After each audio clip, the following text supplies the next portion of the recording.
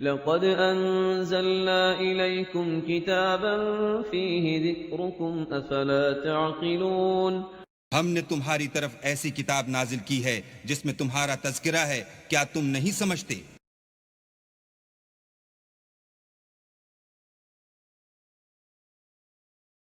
اعوذ باللہ من الشیطان الرجیم،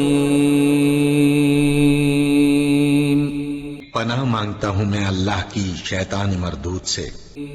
بسم اللہ الرحمن الرحیم،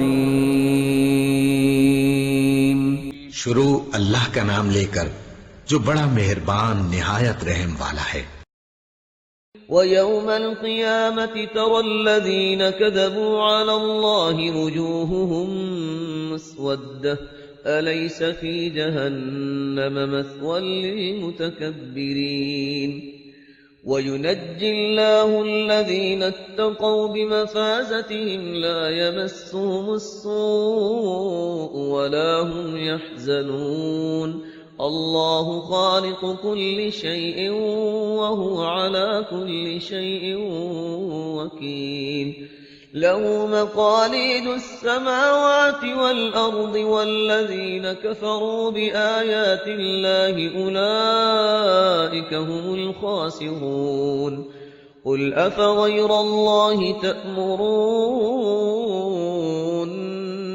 أعبد أيها الجاهلون وَلَقَدْ أُوحِيَ إِلَيْكَ وَإِلَى الَّذِينَ مِن قَبْلِكَ لَئِنْ أَشْرَكْتَ لَيَحْبَطَنَّ عَمَلُكَ وَلَتَكُونَنَّ مِنَ الْخَاسِرِينَ بَلِ اللَّهَ فَاعْبُدْ وَكُن مِّنَ الشَّاكِرِينَ وَمَا قَدَرُوا اللَّهَ حَقَّ قَدْرِهِ وَالْأَرْضُ جَمِيعًا قبضته يوم القيامة والسماوات مطويات بيمينه سبحانه وتعالى عما يشركون ونفخ في الصور فصعق من في السماوات ومن في الأرض إلا من شاء الله ثم نفخ فيه أخرى فإذا هم قيام ينظرون نحمده ونصلي على رسوله الكريم أما بعد فأعوذ بالله من الشيطان الرجيم بسم الله الرحمن الرحيم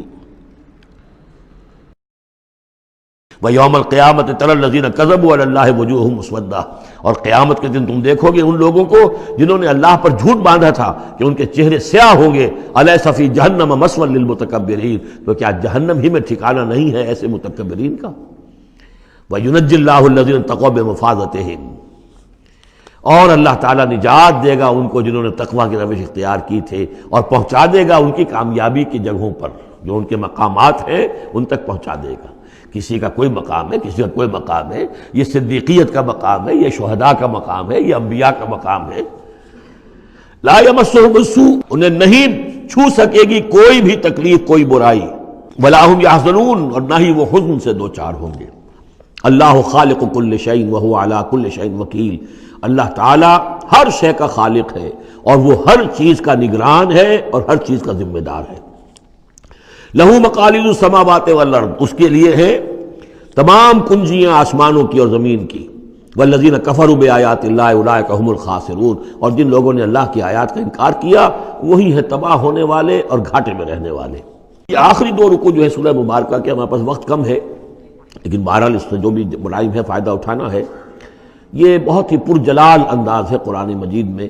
لیکن پھر وہی توحید کا مضمون آ رہا ہے، توحید فی العبادت۔ قل افغیر اللہ تامرونی اعبد ایھا الجاہلون، یہ انداز جو ہے قرآن مجید میں کہیں اور نہیں ملے گا۔ اے نبی کہہ دیجئے اے جاہلو، کیا تم مجھے بھی یہ مشورہ دے رہے ہو کہ میں اللہ کے سوا کسی اور کی بندگی کروں؟ وہ دباؤ جو تھا، مشرکین کا دباؤ تھا محمد رسول اللہ پر صلی اللہ علیہ وسلم، کچھ تو کمپرومائز کیجئے، کچھ تو لے دے کے معاملہ کیجئے، کوئی ایک آدھ معبود ہمارا بھی مانے، باقی آپ کو ہم مان لیں گے، اب آپ کو بادشاہ بھی مان لیں گے، باقی جو آپ کہیں گے ہم کریں گے، لیکن یہ کہ کچھ تو آخر ہمارے ساتھ بھی کچھ تو گیو اینڈ ٹیک ہونا چاہیے۔ وہ ابو کا جواب اس انداز میں دیجیے، قل فغیر اللہ تامرونی اعبد ایھا الجاہلون، مجھے بھی تم اس بات کا مشورہ دے رہے ہو، مجھے یہ حکم دے رہے ہو کہ اللہ کے سوا کسی کو پوجوں؟ وَلَقَدْ أُوحِيَ إِلَيْكَ، اور اے نبی آپ کی طرف تو وحی کی جا چکی ہے، وَإِلَى الَّذِينَ مِن قَبْلِكَ، اور آپ سے پہلے جو رسول تھے ان کو بھی یہ وحی کر دی گئی تھی۔ توجہ سے سنیے، لَئِنْ أَشْرَكْتَ، اے نبی اگر آپ بھی بالفرض شرک کریں گے، لَيَحْبَطَنَّ عَمَلُكَ، آپ کے بھی سارے اعمال حبط ہو جائیں گے، وَلَتَكُونَنَّ مِنَ الْخَاسِرِينَ، اور آپ بھی نہایت خسارہ پانے والوں میں سے ہو جائیں گے۔ قانون خداوندی، وَلَن تَجِدَ لِسُنَّتِ اللَّهِ تَحْوِيلًا، اصل میں یہ سختی ساری حضور کی طرف نہیں ہے، یہ مشرکین سے، خطاب ان سے نہیں، بظاہر حضور سے ہے، لیکن بتایا جا رہا ہے کہ یہ معاملہ ایسا نہیں ہے، یہ تو ایسا قانون ہے ہمارا جو کسی کے لیے بھی نہیں بدلے گا، جو بھی شرک کرے گا اس کے ساتھ ہمارا کوئی معاملہ نہیں، کسے باشد۔ وَلَقَدْ أُوحِيَ إِلَيْكَ وَإِلَى الَّذِينَ مِن قَبْلِكَ لَئِنْ أَشْرَكْتَ لَيَحْبَطَنَّ عَمَلُكَ وَلَتَكُونَنَّ مِنَ الْخَاسِرِينَ بَلِ اللَّهَ فَاعْبُدْ، نہیں صرف اللہ ہی کی آپ بندگی کیجئے، وَكُن مِّنَ الشَّاكِرِينَ، اور بن جائیے اس کے شکر گزار بندوں میں سے۔ وَمَا قَدَرُ اللَّهَ حَقَّ قَدْرِهِ، اور انہوں نے اللہ کی قدر نہ کی جیسے کہ اس کی قدر کا حق تھا، اس کی قدرت کا اندازہ نہ کر پائے، اس کی قوت کا، قدرت کا کیسے کر سکتے؟ لیکن یہ کہ ایک بات ذہن میں آنی چاہیے، اگرچہ ہم اللہ کی قدرت کو ناپ تول نہیں سکتے، ہم اللہ کے علم کو ناپ تول سکتے ہیں کہ کتنا علم ہے، اس لیے کہ ہماری جو ترازو ہے وہ تو سونار کی ترازو کی طرح ہے، وہ ماشے تولے تو وہ جو ہے وہ تول لے گی، لیکن یہ کہ ٹنوں کو کیسے تولے گی؟ تو ہمارے ذہن کی ترازو جو ہے وہ نہیں تول سکتی، اللہ کی صفات کو بھی نہیں ہم جان سکتے کہ وہ کتنی ہے، کیسی ہے۔ لیکن ایک بات جان لیجیے، علی کل شیء قدیر، یہ تو جان سکتے ہیں نا، ہر شے پر قادر ہے۔ لیکن یہ کہ جن لوگوں کا ذہن جس سے بھی عاجز آ جاتا ہے، وما قدر اللہ حق قدرہ والارض جمیعا قبضتہ یوم القیامۃ والسماوات مطویات بیمینہ، اس کا ایک تمہیں جھلک دکھا رہے ہیں اس کی قدرت، اس کی عظمت کہ تمہاری یہ پوری کی پوری زمین اس کی ایک مٹھی میں ہوگی قیامت کے دن، اور یہ آسمان اس کے داہنے ہاتھ میں لپٹے ہوئے ہوں گے۔ کوئی اندازہ کر سکتے ہو تو کر لو، ہمیں آسمانوں کا کیا پتہ ہے، ہمیں کیا گیلیکسیز کا کیا تصور ہے؟ چکر آتا ہے جب پڑھتے ہیں ایسٹرونومی کو کتاب پڑھیے، واقعہ ہے کہ میں تو میرا سر چکرا جاتا ہے، لائٹ ایئرس کا جو تصور آتا ہے، بلینز اینڈ بلینز، اور چلتے جائیے، وہ تو ختم ہونے والی بات ہی نہیں، ہمارا تصور جو ہے وہ وہاں جا کر بالکل جو ہے جواب نہیں دیتا ہے، تخیل جو ہے، قوت تخیلہ وہ ہار کر رہ جاتی ہے۔ وَالْأَرْضُ جَمِيعًا قَبْضَتُهُ يَوْمَ الْقِيَامَةِ وَالسَّمَاوَاتُ مَطْوِيَّاتٌ بِيَمِينِهِ سُبْحَانَهُ وَتَعَالَىٰ عَمَّا يُشْرِكُونَ، وہ پاک ہے اور بہت بلند و بالا ہے ان تمام چیزوں سے، اس تمام شرک سے جو یہ کر رہے ہیں۔ وَنُفِخَ فِي الصُّورِ، اور سور میں پھونکا جائے گا، فَصَعِقَ مَن فِي السَّمَاوَاتِ وَمَن فِي الْأَرْضِ، تو بے ہوش ہو جائیں گے جو بھی ہے آسمانوں میں اور جو بھی ہے زمین میں، الا من شاء اللہ، سوائے اس کے جنہیں اللہ چاہے گا۔